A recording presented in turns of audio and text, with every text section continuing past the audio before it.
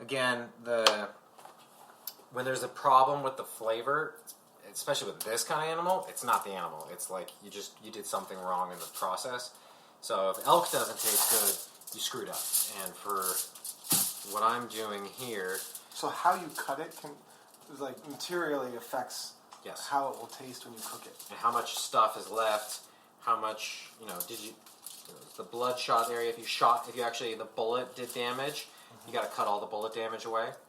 You don't want to eat bones, and especially back east where they're still using lead, you could actually ingest little bits of lead.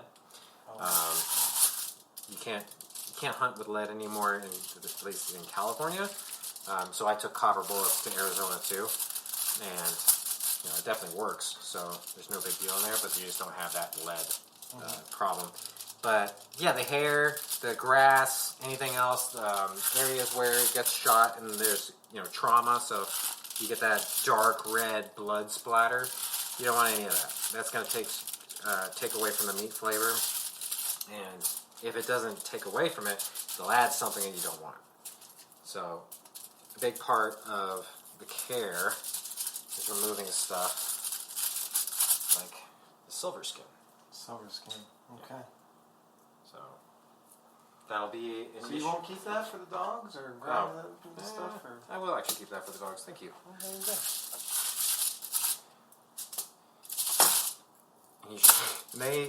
They live well after a hunting trip as well. They've got probably 20 pounds of scraps.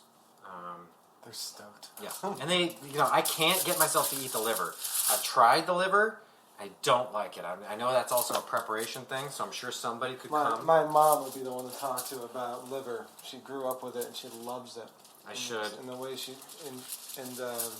talks to me about how her mom used to prepare it. It didn't sound very difficult. It sounds she'd flour it and fry it. Yeah, dredge it, fry it. Yeah. Onions. Yep. That's the going way. I just haven't got that skill. It is a skill too, because it's a very... She says it. She's like, this is the one thing that's, if it's not done right, it's terrible. When it's done great, it's awesome. Yeah, and I have not done that, but I haven't had anybody make it yet. So it's... Well, I'll if my mom gets on a plane and comes and visits us one more time, which I hope she does, then I'll tell you to break a liver out of the freezer and bring it over. If I had any, I would definitely do it. That goes to them, and the dogs eat the liver because I don't typically. But if I do kill something else, I'll definitely save it for Mrs. Logan. Yeah. Of the Pennsylvania Logans. That's right. Yeah, so that's kind of how I got to this point. And is this your second elk, then? This is my second elk. Wow. I'm honored. Yeah. It's a very important animal to me. Yeah. And you got one your first time out, and it's been 4 years, and now you got this one. And I've gone after them many times. That's something people don't... They think that if you have a rifle that you just walk out and there's something that's stupid and it gets shot. But even as dumb as this little fella was compared to that big old cow that had been fooling me all day, right. He still wouldn't make it easy. He didn't come towards us. He wouldn't respond to calls. He wouldn't behave in a convenient way. So it still ended up being a task, and of course shooting him at that distance, which is a bit further than I'm usually comfortable, it's always a challenge. But there's ways to aim that you make sure that you're either going to kill it or you're just going to miss him completely. And so right. I've always gone for that, and it gives you a real good amount of grace because their vitals are so big. The section is basically like a pie plate. We're a little bigger than that actually. And where you're trying to go, so you're trying to go at it perpendicularly towards the lung, right through. Oh, that's beautiful. That is perfect. It smells great. That is you cut that perfectly. If somebody's watching that knows what they're doing, they will say otherwise. They will say otherwise. That came off nice. Yeah. To me, to the untrained eye, it was aesthetically pleasing. There are perfect ways to remove all of these because again, they're all just big muscle groups, so they'll just come off. But again, that'll take time to develop that level of butchery too, and that is a real concern with hunting, especially hunting starting later on in life, is the expectations of time. Because it's not something that this was a thing that happened fast and relatively easy, but it's, like I said, it took 4 years to get back there, and the sacrifices that everybody else makes, and the understanding as to, you're going to spend how much money, and you're going to spend how much time, and you're going to Idaho for 2 weeks, and you're going to leave us, and because it's so addictive, it sounded perfectly reasonable to me. And you have to have there's a team of support behind the desire. You got to have that handled in advance. Otherwise, if your friends aren't going to see you as much, and you're like, if you have a wife or you have kids, which we do. And they're not old enough to participate, or your wife's not interested in participating, which is also very likely, then in that case, you gotta try to figure out a way, because you're gonna sacrifice something. You're giving up family time, you're giving up music time, you're giving up working out and eating and all the rest of that. You're taking time out, you're leaving work. So everybody has to understand in advance, and you have to be realistic with what your goals are. Like, are you gonna get the most spectacular bull elk every time? No. Not with a time frame that most normal people can do, but you can go hunting for elk every year. You just may not get one. And you have to be comfortable with the idea of, this ain't going to work. I'm going to have some failure coming up pretty soon with something that is resisting me, and even if I fail, people aren't going to feel bad for me. Yeah. Yes. Failure is coming. It's not when I report that failure, they're going to go, "Oh, bummer. Okay, cool. Can you take the kids out, please?" Exactly. It's like, fine, but you've been gone for a week, so if it's not a big deal that you're gone, not a big deal that you're home. And that's something that I didn't realize at first. I was, I'm just captain enthusiast about all the random crap that I get into, so me too. I just assume they'll get as interested as I am, and that's not always the case. It's hard. No, I hear you on that. I am, it's like 2 years ago, basically made the realization that once in a while I just got to get the heck out of Dodge. I just need to be in nature for a bit. I grew up in the woods, it's part of my soul, and I have to get out and go hiking, go camping, go do that stuff.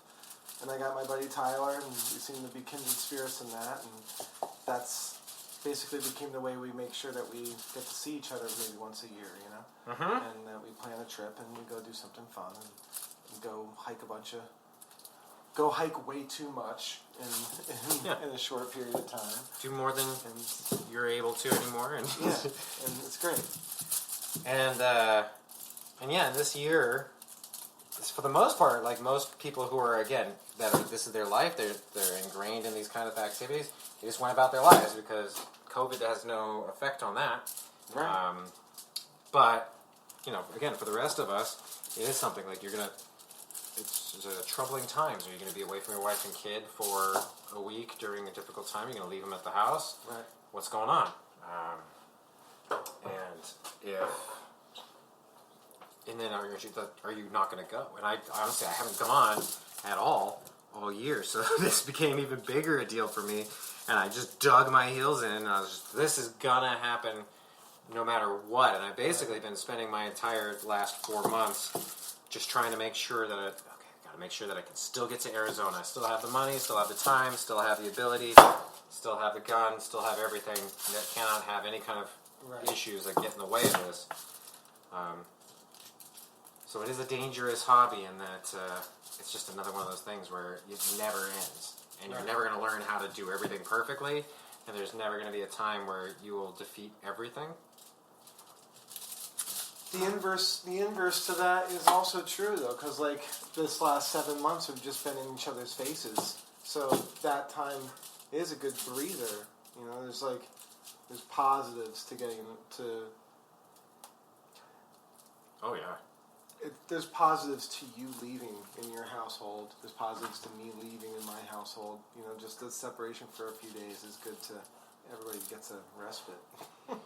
Yeah, and this year, like, it makes perfect sense. And the cool thing is, my wee little girl, she asked me, she said, Daddy, next time you go, can I go with you to Arizona? Actually, no, that water's better. Can I go with you to Arizona? And I asked her, I'm like, well, honey, it's like, do you know why Daddy went to Arizona? And like, it may not be something that you're interested in. And she says, I want to go to Arizona, I want to cut up an elk. And so, wow.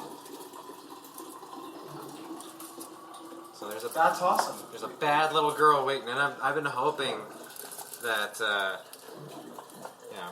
I hope that will be part of her, because the nature thing, like you were saying, the hiking aspect, even if we're not going hunting, but if I could just get her to get dirty and a little uncomfortable in these other settings, and she's cool with that, then that will be something that's really, something you can actually impart. Because I would love to have a small person to teach what limited stuff I know. Yeah, but I can see how you handle this. You're obviously someone who's not afraid to rip into a topic. Because most people who would get to their 30s and not know this, let's just put it this way: I don't know anyone else who got into hunting in their 30s. Like, I feel like I can approach it because I grew up around it, but I'm going to be in the same boat, you know? Yes. Participate. What are we going to do? I'm going to have you hold this. This is going to become a marrow bone. Oh. So I'm going to carve this off. I'm going to carve this off. Okay. And what I'm going to do is this is going to be something that I'll eventually cut into discs and put in a little pot and simmer up, and then have, like, as the appetizer will be basically marrow. But I don't want you to get your hands on it. Too gross. So just hold it down? Hold it, and I will not saw your hands off. I know you won't. Look at that. I'm holding this. There you go. There it goes. I'll just cut that.